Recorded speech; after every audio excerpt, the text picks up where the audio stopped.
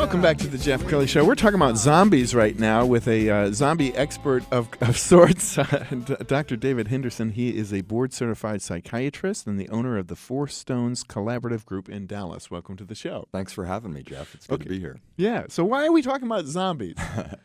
Well, it's interesting. I did a talk a few years ago to a group of therapists who work with adolescents. And the name of the talk was Zombies, the Undead Living in Your Home. And the purpose of the talk was really to direct toward therapists on how to work with adolescents who are failing to launch. They're struggling with getting through school. They're struggling with moving on to college. And, a lot of people don't realize that adolescence can go into your 20s. It can go into your 30s even. And there are a lot of parents who are stressed out because they've got this son or daughter who is just dead inside. And there's this fascination today with The Walking Dead. Right. And I think a lot of parents realize they've got a Walking Dead adolescent living in their home. And through that talk, somebody came up to me afterwards and said, "Wow, that was interesting. Have you ever thought about writing an article?" And thought to myself, well, why just write an article? Why not write a book about the subject? And I submitted it to an editor, got it accepted for publication, and here we are. So I love it. The name of the book is My Teenage Zombie: Resurrecting the Undead Adolescent in Your Home. Well, let's talk about your practice. Tell me about Four Stones. Four Stones Collaborative Group actually was started as a result of my desire as a physician and as a psychiatrist to work in a team approach to counseling and therapy. I'm a firm believer in the adage that says there's safety and there is wisdom in a multitude of counselors. There are a lot of people that seek counseling today, and I think more and more people are recognizing the value and the benefit of doing therapy for their own mental health, their well-being. We at the practice, we see a lot of professionals, a lot of very high-functioning individuals who have, much like people who go to a personal trainer for their physical health, have made the decision to see someone for their mental, cognitive, emotional health just because they value it. They recognize that that gives them that edge, that advantage. But for me, the idea of working as a team is important. And the group that we've established is a group of 8 professionals. We all have very different areas of expertise, and we meet weekly as a treatment team to support one another, number one, because it can be very emotionally taxing to hear some of the struggles that we hear on a daily basis, but also because we collaborate with one another, hence the name of the group, Four Stones Collaborative Group. We share that expertise so that when a client comes through our door, they're not just getting my expertise, they're getting a team approach. And I think it really adds a richness to the therapy. We obviously maintain confidentiality and the privacy is still there, but we are actively engaged in working together to advance people's mental, emotional health.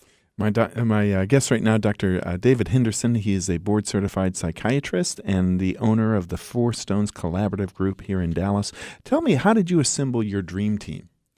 Oh, it was, I think, a lot of just fortuitous meetings. I travel around, do speaking engagements. I talk with a lot of folks and get a chance to interact with a lot of other therapists.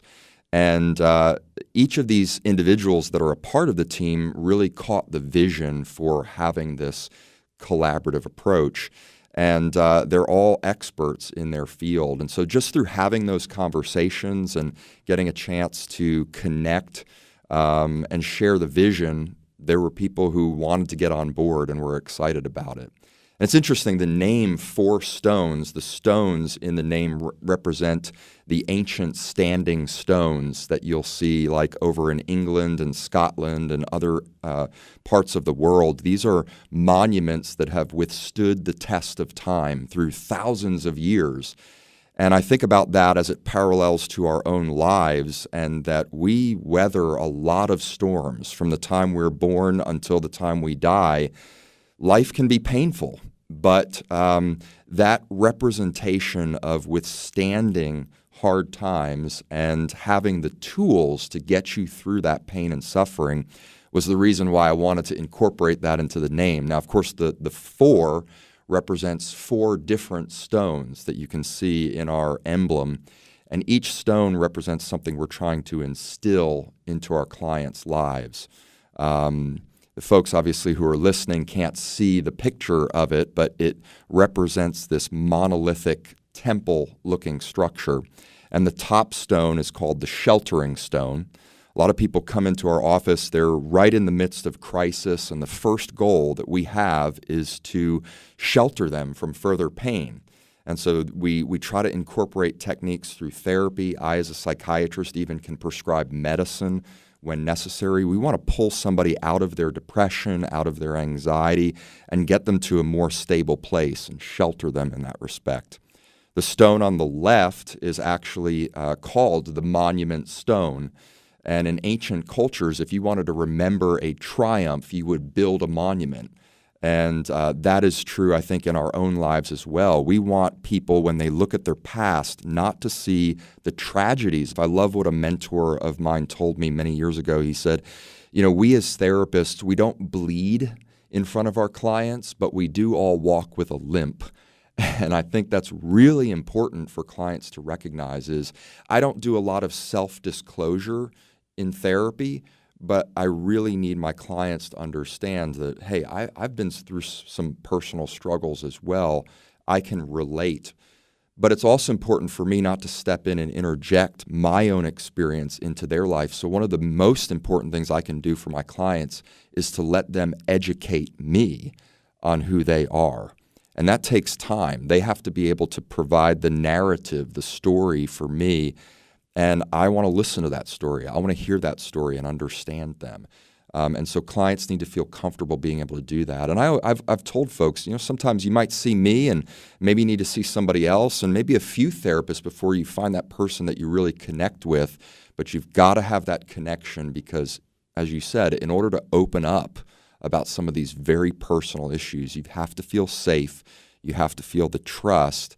And you do have to feel the sense of expertise that this person can actually walk you through. How did you decide to become a psychiatrist? Does this go back to childhood?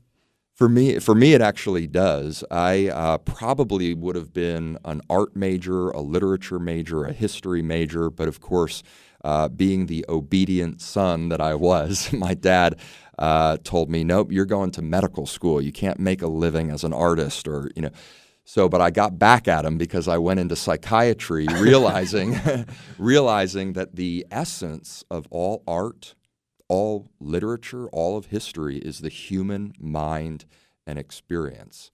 And so to be able to sit with someone and engage with them in their story, I am living my dream. Mm-hmm. And it is so rewarding. It is so exciting. And now today I'm so thankful that my dad pushed me in the direction that he did.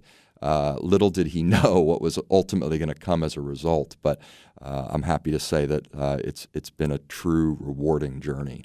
Right. In every career, there's a W. What's the win? What's the win for you? For my clients or for me personally? When do you feel this? Oh my goodness, this is why I do this.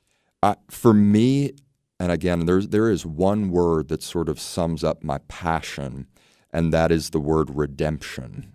And a lot of people don't understand necessarily what that word means. To me, it means the transforming of something that was broken, painful, tragic, into something beautiful, lasting, and whole. And so the win for me is when I have walked with a client through that journey and there is this moment of redemption where when they first walked into my door, they are struggling immensely, but through engaging together and collaborating together, we get them to the point of experiencing redemption.